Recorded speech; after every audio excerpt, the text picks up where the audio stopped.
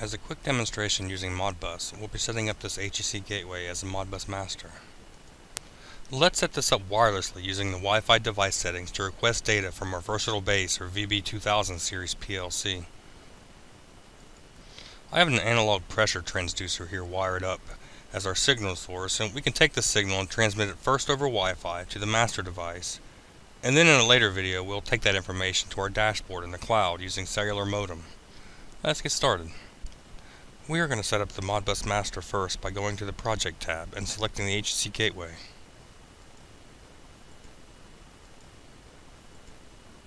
The part number specifies this is a Wi-Fi device. And then we'll add the Ethernet. Wi-Fi communication takes place over the Ethernet, so we add it as a device. These preferences are preset because of the model number that we selected. Let's add the Modbus master to our project and select the interface and the response time.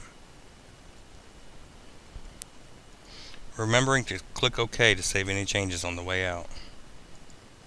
Just as before, we'll compile and save the program.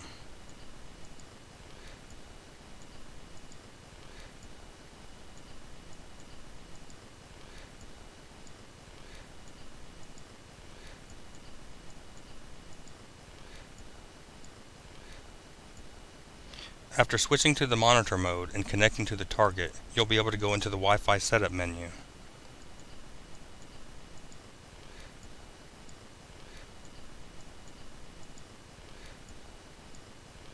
I want the Modbus master in our setup here to also be the Wi-Fi host. Just like in a home Wi-Fi network, the clients need to know this SSID and passcode to connect to the HEC gateway. After saving the settings, click Soft Restart and refresh the settings.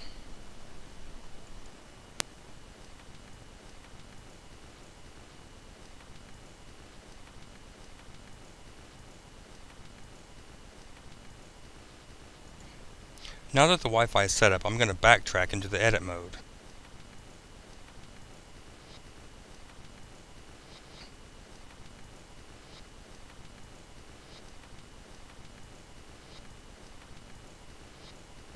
Put in a Modbus master function block using the Ethernet interface and reading the holding registers.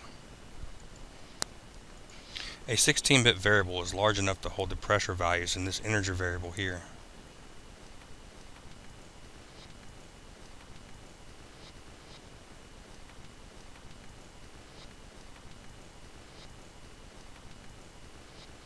Everything looks good.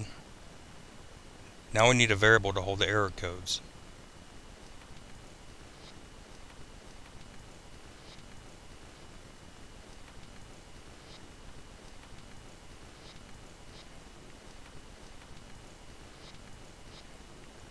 The function block will also need the IP address of the slave that this block will request data from.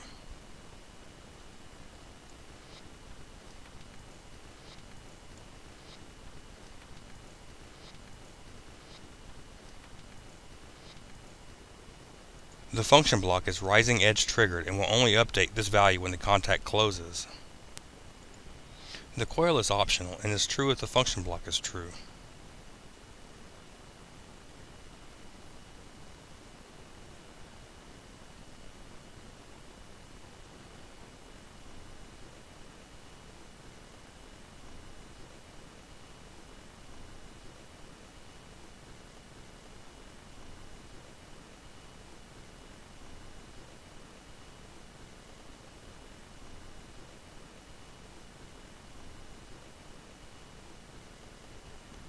By double-clicking on the contact in run mode, you can monitor the block in real time.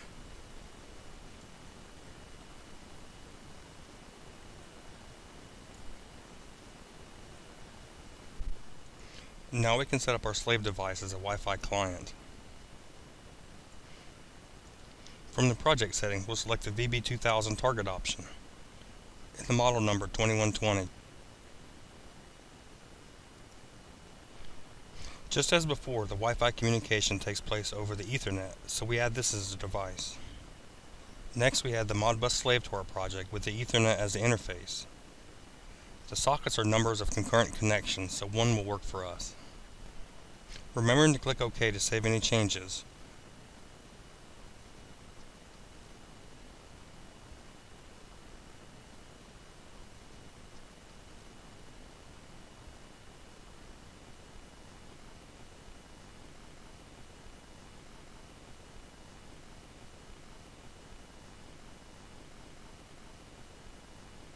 Going back to the monitor mode, we will set up the Wi-Fi in the Modbus slave.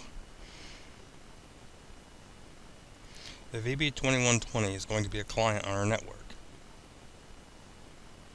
and we save changes.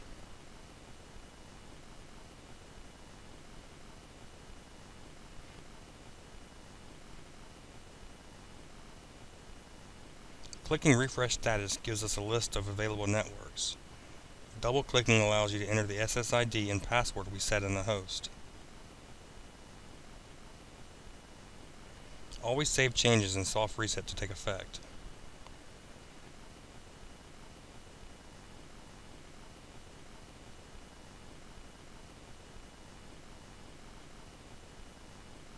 From this window, we can see that we are connected to the gateway's host network. Going back into the edit mode, we can add a variable for the pressure transducer.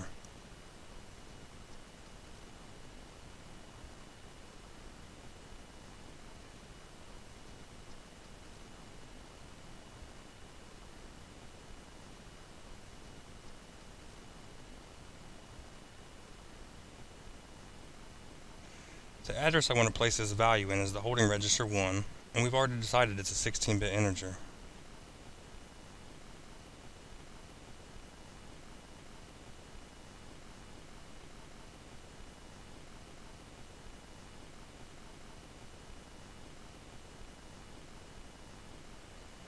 The value stored in pressure should be attached to other logic or to scale, span, or calibrate the value.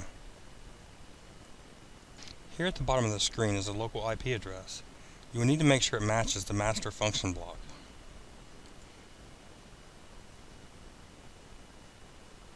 We can go into the bootloader menu under the target options and change any of the network settings, static IP, and host name. The SD options can also be found under this tab. Do not just exit out of the bootloader, but always restart target in order to leave the bootloader menu.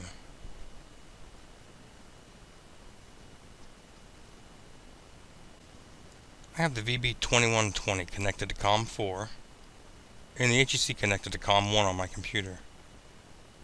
After replacing a value in the variable, I'm able to activate the master block and poll the slave for this IP address. Each time the value changes, the master block must be reactivated to poll the device once more. Using these few tools, you can easily monitor a bank of remote sensors. Next time, we'll send the data up to our VersaCloud portal where we'll be able to visualize our data in a dashboard. Until then, happy programming.